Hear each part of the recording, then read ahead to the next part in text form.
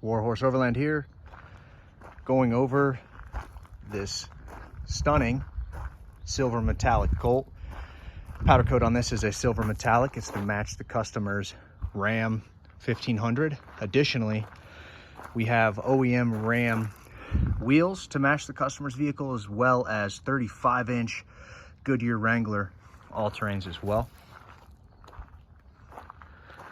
Now, where to start here?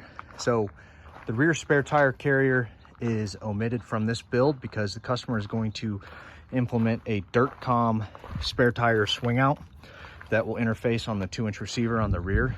That swing out's really nice. It has a propane carrier and a bunch of other stuff on it too. We have side molly panels on this trailer. We have an adjustable roof rack. I still need to put the rear the roof rack enclosure panel on the top. That's at the powder coater still right now, waiting for that. We have a Colt Expedition tongue box. This is the first real video with the Expedition tongue box on the front. So similar to the Studs Expedition tongue box, which I released first. Now I have the Colt Expedition tongue box, which can go on the Colt. It can also go on a Colt Light that you see back here as well. So it just adds a bunch of usable storage space to the front. Nice sealable box. Key to like, of course. We also have ARK Extreme Off-Road Jack. They're now mounted to these plates that we weld on. Just 1/4-inch grade 8 bolts. I'm sorry, 3/4-inch grade 8 bolts. Hold those in place. We have a lock and roll with the adjustable vehicle side as well. We also have ARK mounts for the front for added stability. This trailer does have the beefy straight axle. The thing is, straight axles are absolutely bomb proof. They come with the base trailer. So you can see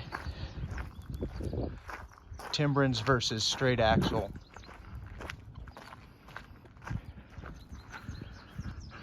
We have the straight axle here, and then we have a timbrin here. Now, with the ARK jacks and everything, the timbrins, they give you more ground clearance for sure, but the thing is what's the ground clearance of your vehicle? That's what's really important. If your vehicle can clear it, a trailer with a straight axle is going to be able to clear it. There's really no added benefit of ground clearance with the timbrin axle, because your vehicle's rear differential is the ultimate determinant of if you're going to clear whatever obstacle you're going through. So just a quick note on that. Straight axle, nothing wrong with them. They have a longer service life. They're easier to service. They're tougher. They're more robust. There's no doubt about it. They do ride a little rougher, for sure, but don't knock them. Don't knock them.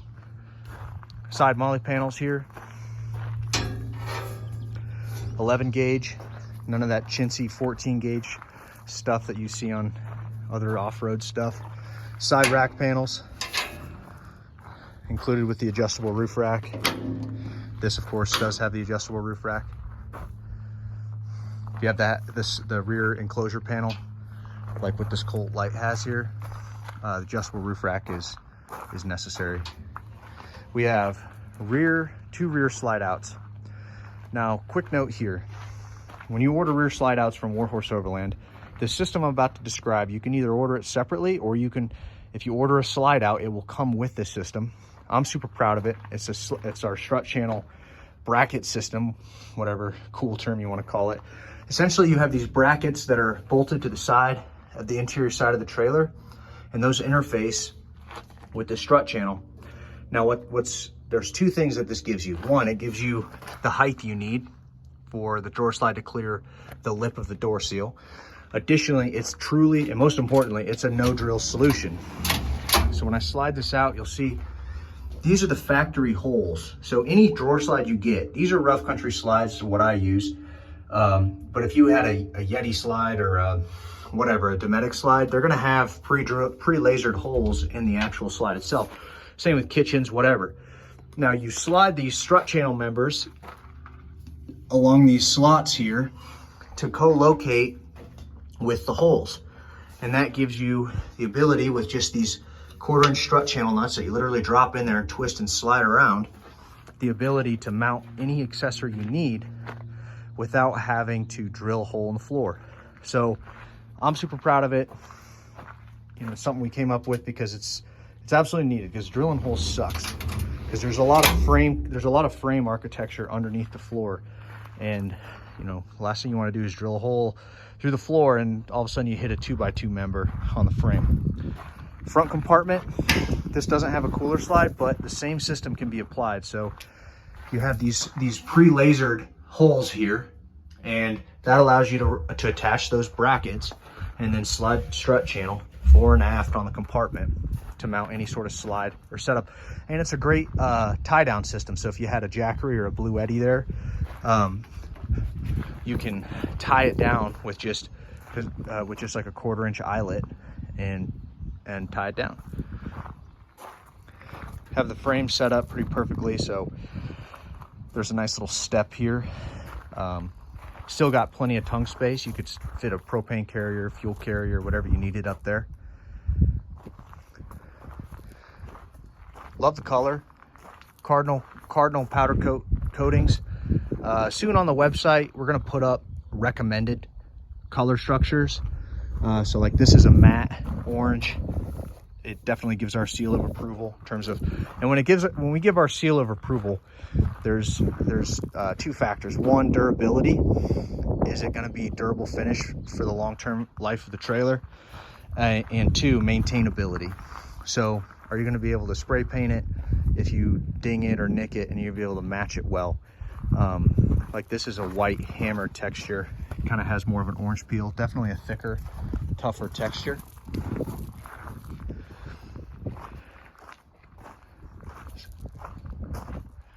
Oh, on the rear doors of all the trailers have gotten a facelift. So these stiffener brackets, you know, our philosophy is 1 is none, 2 is 1. It should be able to serve 2 purposes. So it not only stiffens the door, makes it absolutely rock solid, but these are just 1/4-inch by 20 riv nuts. And you just put these in place, and with these included brackets, this rough country fold down table just bolts right to it. Super easy, and you can move these around. You can move these brackets around as needed for whatever sort of accessory you wanted to put on there. So this trailer's about ready to go. Just got to get the rear closure. Also, we're putting a molly panel up here. Some things we can do: we can drill holes and put cable glands for solar input. We can put cable glands anywhere. Before it's powder coated, you know, it's really easy to add wiring management stuff. So whether that be welded gussets or just holes in strategic locations, like on the front tongue boxes, we have up on the top electrical pass-through holes on either side. So you can fish cables through the front tongue box into the front compartment. And then we have, almost missed it, cable pass-through. So you have a battery bank in there. You can fish your 120 volt charging cable in there, and then or you could fish cables out and power your camp, whatever you need to do.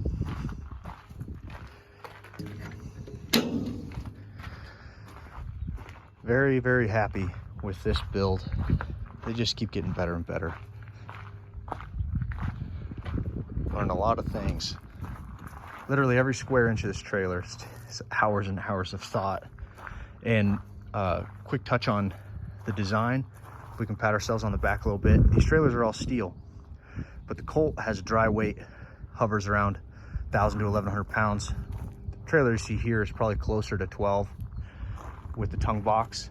But if it as an all steel trailer with load bearing sides, load bearing rear door that's capable of carrying a spare, also a tent rack with a very high dynamic weight rating, it's pretty impressive. The strength to weight ratio is huge. We do aluminum. Soon you'll see release some aluminum side boxes for the studs. Also, I'll be releasing some aluminum side boxes for the Colts as well. It's going to have a lot of creative storage solutions. It's not like we're afraid of aluminum. We just know the right materials for the right job. an off-road overland trailer should be steel. It just absolutely should be. You know, people beat the hell out of these things.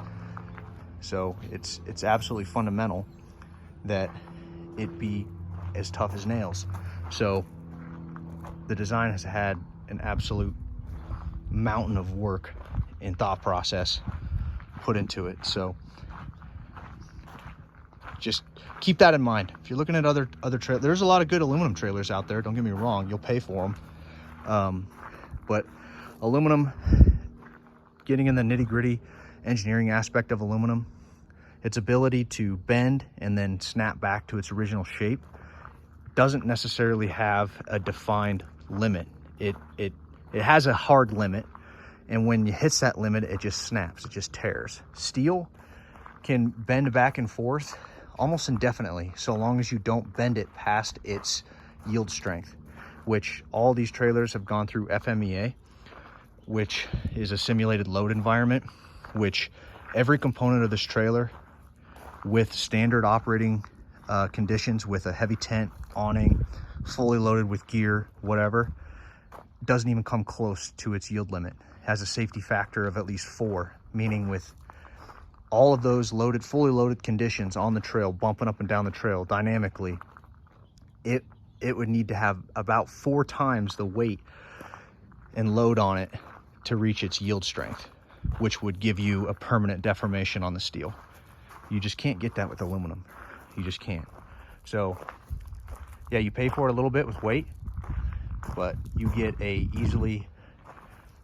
trailer that is simpler for manufacturing and also just longevity.